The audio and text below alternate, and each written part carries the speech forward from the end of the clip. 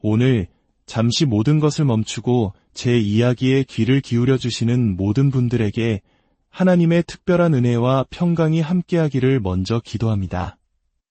이 시간이 여러분의 지친 마음에 작은 쉼과 위로가 되기를 소망하며, 만약 이 말씀이 여러분에게 힘이 된다면 이 은혜를 주변의 다른 이들에게도 나누어 주십시오.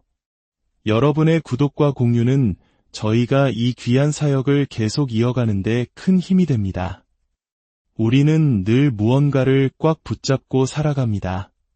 걱정, 불안, 미래에 대한 계획, 그리고 상처까지도 말이죠. 하지만 바로 그 순간 우리 영혼 깊은 곳에서 들려오는 음성이 있습니다. 내려놓고 하나님께 맡겨라. 이것이 바로 성경이 말하는 온유함의 본질입니다. 많은 사람들이 온유함을 약함이나 무기력함으로 오해하지만 사실 온유함은 가장 강력한 믿음의 표현입니다. 그것은 내 삶의 운전대를 내려놓고 전능하신 하나님께서 운전하시도록 내어드리는 것, 즉 순종하고 항복하며 그분의 뜻에 동의하는 것입니다. 하나님은 우리가 약해지기를 원치 않으십니다. 다만 온유해지기를 원하십니다. 그리고 이것이야말로 우리 삶의 모든 스트레스를 해결하는 가장 근본적인 열쇠라고 성경은 가르칩니다. 내려놓고 하나님께 맡긴다는 이 한 문장만큼 우리의 육체적, 정신적 건강에 큰 영향을 미치는 말은 없을 것입니다. 이 단순한 진리를 삶에서 연습하기 시작한다면 여러분은 놀라운 변화를 경험하게 될 것입니다. 스트레스가 눈 녹듯 사라지고 마음을 짓누르던 걱정과 염려가 사라질 것입니다. 마음속의 분노가 씻겨나가고 과거의 상처와 원망이 치유되는 놀라운 은혜를 체험하게 될 것입니다. 그렇다면 어떻게 해야 내려놓고 하나님께 맡기는 삶을 살 수 있을까요? 성경은 우리에게 4가지 구체적인 방법을 알려줍니다. 오늘 우리는 이 4가지 원리를 통해 진정한 평안으로 나아가는 길을 함께 걸어가 보고자 합니다. 첫 번째 원리는 예수님을 내 삶의 경영자로 모시는 것입니다. 우리 삶의 가장 큰 스트레스는 어디에서 올까요? 바로 내가 내 인생의 주인이 되려고 할 때 시작됩니다. 우리는 하나님보다 우리가 더 잘 안다고 착각합니다. 내게 무엇이 최선인지 내가 더 잘 판단할 수 있다고 믿습니다. 그래서 우리는 끊임없이 하나님과 다투고 그분의 뜻에 불평합니다. 마음속 깊은 곳에서 하나님과 보이지 않는 싸움을 벌이는 것입니다. 하나님은 이렇게 하라고 말씀하시지만 저는 저렇게 하고 싶어요. 이 싸움이 계속되는 한 우리 삶에는 평안이 깃들 수 없습니다.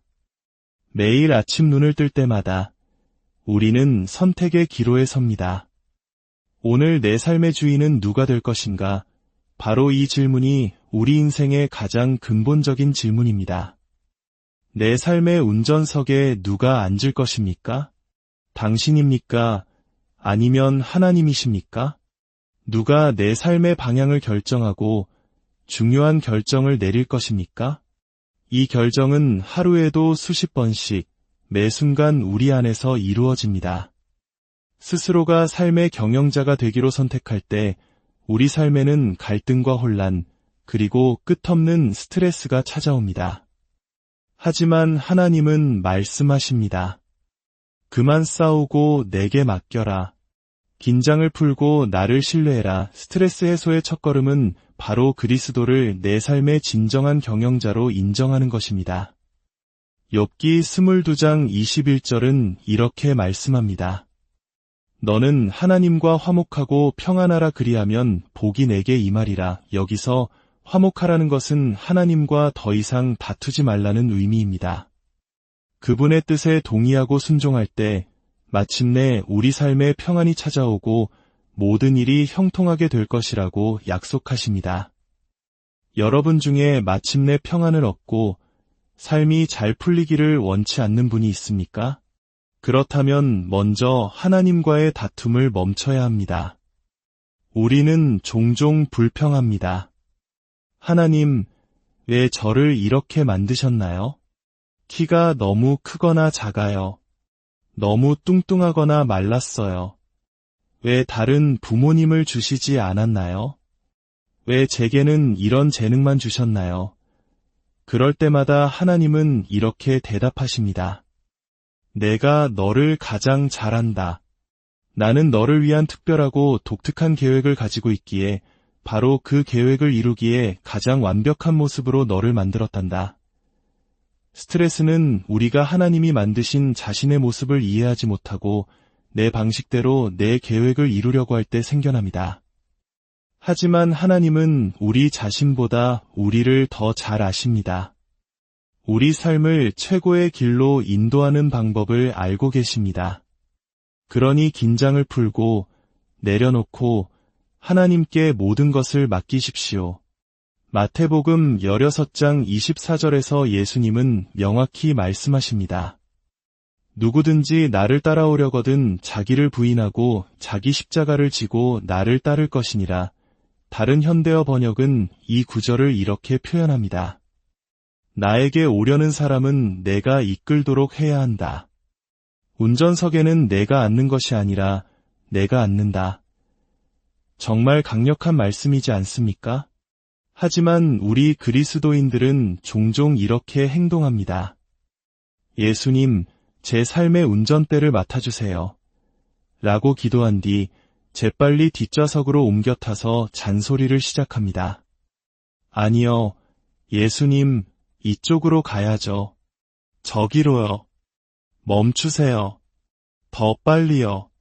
저 풍경이 보고 싶어요. 우리는 예수님이 운전하고 계시다고 말은 하지만 실제로는 우리가 모든 것을 통제하려고 합니다.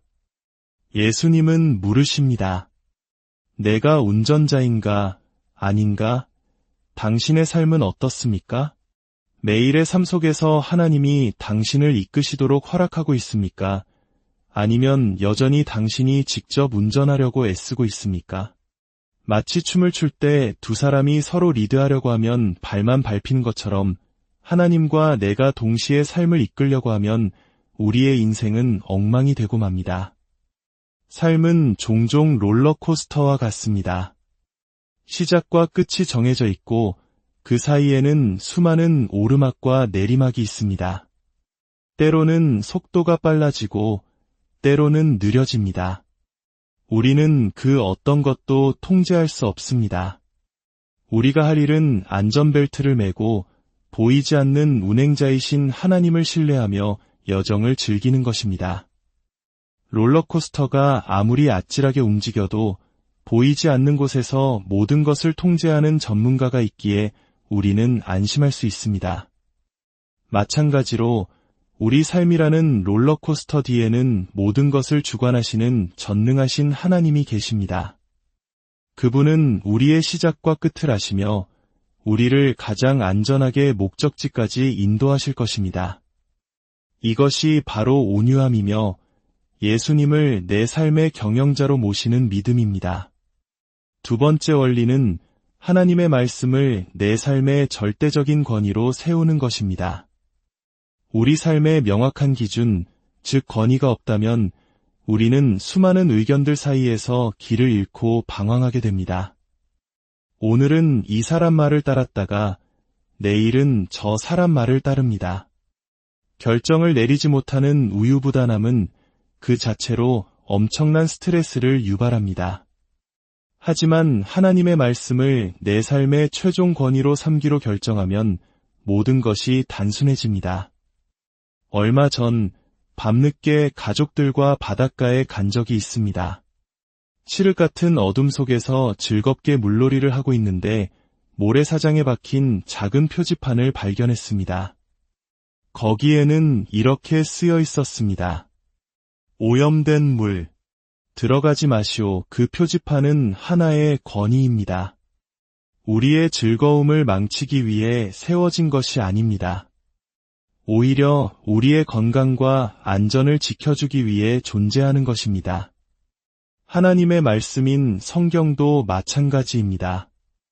성경에 기록된 수많은 명령과 규칙들은 우리를 억압하고 삶을 비참하게 만들기 위한 것이 결코 아닙니다.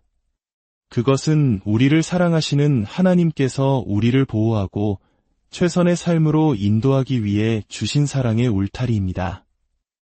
우리는 그 표지판 앞에서 여러 가지 반응을 보일 수 있습니다. 이런 바보 같은 표지판은 무시하자. 내가 더 잘 알아. 라며 권위를 거부할 수도 있습니다. 이건 옛날에나 해당되는 낡은 규칙이야 라며 시대에 뒤떨어졌다고 말할 수도 있습니다. 들어가지 말라는 말은 사실 조심해서 들어가라는 뜻일 거야 라며 말씀을 내 마음대로 해석할 수도 있습니다. 우리는 하나님의 말씀 앞에서도 똑같이 행동합니다. 하지만 기억해야 합니다. 하나님은 우리보다 더 많이 아시고 우리를 더 깊이 사랑하십니다. 그분의 법칙을 무시할 때 결국 상처받는 것은 우리 자신입니다. 디모데후서 3장 16절은 성경의 목적을 4가지로 명확하게 설명합니다. 첫째, 무엇이 진리인지 가르쳐주고, 둘째, 우리 삶에 무엇이 잘못되었는지 깨닫게 하며, 셋째, 우리를 바로잡아주고, 넷째, 의로운 길로 행하도록 가르칩니다. 이것이 바로 하나님께서 우리에게 성경이라는 인생의 안내판을 주신 이유입니다. 한 형제님의 간증을 나누고 싶습니다. 그는 좋은 기독교 가정에서 자랐지만 수년간 자기 자신이 삶의 기준이 되어 살았습니다. 그는 자신이 무엇을 해야 행복해질지 안다고 생각했고 성경 말씀이 비현실적이거나 불편하게 느껴질 때마다 쉽게 무시했습니다. 그는 사업으로 큰 돈을 벌었지만 성공의 기쁨은 잠시뿐이었고 마음의 공허함을 채우기 위해 잘못된 관계에 빠져들었습니다. 결국 그는 모든 것을 잃을 위기에 처했습니다. 아내와 어린 딸마저 잃을 수 있다는 절망 속에서 그는 아내의 권유로 교회에 나가기 시작했습니다. 그곳에서 그는 하나님의 말씀이 주는 희망을 발견했습니다. 자신과 비슷한 아픔을 겪고 회복된 사람들의 이야기를 들으며 하나님의 계명을 무시한 삶이 얼마나 큰 고통을 가져왔는지 깨달았습니다. 그는 마침내 예수님을 삶의 주인으로 모시고 하나님의 말씀을 따르기로 결단했습니다. 5년 후 그의 삶은 완전히 변화되었습니다. 그는 이렇게 고백했습니다. 하나님께서 왜 어떤 것들을 명령하시는지 다 이해하지는 못합니다. 하지만 한 가지는 확실히 배웠습니다. 제가 그분을 신뢰하고 그분의 지시를 따를 때 저는 언제나 제가 상상했던 것보다 훨씬 더 좋은 곳에 이르게 된다는 사실입니다. 세상의 모든 것은 변합니다. 유행도, 사람들의 생각도, 심지어 과학 이론도 변합니다. 하지만 진리이신 하나님의 말씀은 영원히 변하지 않습니다. 시편 119편은 이렇게 고백합니다. 내가 주의 율례들을 영원히 행하려고 내 마음을 기울였나이다. 주의 율례들을 항상 지키리이다, 영원히 지키리이다. 바로 이것이 스트레스 없는 삶의 비결입니다. 세 번째 원리는 성령님을 내 삶의 능력으로 받아들이는 것입니다. 성경을 읽다 보면 이걸 어떻게 지키지 싶은 어려운 말씀들을 마주하게 됩니다. 아무것도 염려하지 말라, 범사에 감사하라, 원수를 사랑하라. 솔직히 우리 힘으로는 불가능해 보입니다. 만약 당신이 그렇게 느껴본 적이 있다면 축하드립니다. 당신은 아주 정확한 지점에 도달한 것입니다. 왜냐하면 당신은 그 일을 행할 능력이 당신에게서 나오는 것이 아니라 오직 하나님으로부터 온다는 사실을 깨달았기 때문입니다. 하나님은 우리가 스스로의 힘으로 감당할 수 없는 일을 명령하시면서 그것을 해낼 능력까지 함께 주시는 분입니다. 에스겔 36장 27절은 약속합니다. 또 내 영을 너희 속에 두어 너희로 내 율례를 행하게 하리니 너희가 내 규례를 지켜 행할지라. 삶의 능력을 얻는 비결, 스트레스를 이기는 비결은 나의 의지력이 아니라 하나님의 능력으로 사는 것입니다. 우리가 스트레스를 받는 가장 큰 이유 중 하나는 하나님께서 기꺼이 우리에게 능력을 주시려 하는데도 불구하고 모든 것을 내 힘으로 해결하려고 하기 때문입니다. 온유함은 순종과 항복이라는 단어와 깊이 관련되어 있습니다. 우리는 이 단어들을 두려워합니다. 통제권을 잃는 것을 무서워합니다. 하지만 우리가 영적으로, 정신적으로 건강해지기 위해서는 나보다 더 잘 아시는 하나님께 기꺼이 순종하고 항복해야 합니다. 그분만이 우리 스스로 할 수 없는 일을 행할 능력을 주실 수 있습니다. 과거에 사람에게 받은 상처 때문에 하나님마저 신뢰하지 못하고 있습니까? 부디 그 아픈 기억이 당신을 결코 실망시키지 않으실 유일한 분을 신뢰하는데 방해가 되지 않도록 하십시오. 하나님은 당신이 어떤 상황에 처해 있든지 필요한 능력을 주실 수 있는 분이며 결코 당신을 해치지 않으실 것입니다. 갈라디아서 3장 3절은 우리에게 묻습니다. 너희가 이같이 어리석으냐 성령으로 시작하였다가 이제는 육체로 마치겠느냐? 우리가 구원받은 것은 하나님의 은혜 덕분입니다. 마찬가지로 우리가 살아가는 힘 또한 그분의 은혜에서 나옵니다. 빌립보서 4장 13절의 위대한 고백을 기억하십시오. 내게 능력 주시는 자 안에서 내가 모든 것을 할 수 있느니라. 마지막 4번째 원리는 예수님을 항상 내 삶의 초점으로 삼는 것입니다. 이것이 스트레스를 이기는 가장 확실한 방법입니다. 히브리서 12장 2절은 말합니다. 믿음의 주요 또 온전하게 하시는 이인 예수를 바라보자. 베드로가 물 위를 걸었던 기적을 기억하십니까? 그가 예수님께 시선을 고정하고 있었을 때 그는 불가능한 일을 해냈습니다. 그러나 거센 파도를 보고 예수님에게서 눈을 떼는 순간 그는 물에 빠지기 시작했습니다. 오늘날 우리 중 많은 이들이 삶의 문제 속에서 가라앉고 있는 이유는 우리의 시선이 예수님이 아닌 문제 자체에 고정되어 있기 때문입니다. 우리는 어려운 환경을 바라보고 사람들의 시선을 의식하며 고통에만 집중합니다. 그 결과 우리는 주님에게서 눈을 떼고 맙니다. 오늘 이 시간 스스로에게 정직하게 물어보십시오. 지금까지 당신이 삶의 중심으로 삼고 살아온 것들이 당신이 진정으로 원했던 삶을 가져다 주었습니까? 아니면 당신을 배신하고 마음속에 채울 수 없는 공허함만 남겼습니까? 매일 우리는 하나님과 씨름합니다. 내 삶의 주도권을 놓고 벌이는 영적 싸움입니다. 하지만 기억하십시오. 우리를 창조하시고 사랑하시며 우리를 위해 아들까지 내어주신 분과 싸워서 이길 수 있는 사람은 아무도 없습니다. 무엇보다 그분은 당신을 행복하게 만드는 최선의 길이 무엇인지 당신 자신보다 더 잘 알고 계십니다. 이제 그만 싸우고 항복하십시오. 당신의 삶의 경영권을 그분께 온전히 내어드리십시오. 그분의 말씀을 당신 삶의 유일한 권위로 삼으십시오. 당신의 힘이 아닌 성령의 능력을 의지하십시오. 그리고 어떤 상황 속에서도 당신의 시선을 오직 주님께 고정하십시오. 사랑하는 여러분, 이제 내려놓고 하나님께 맡기십시오.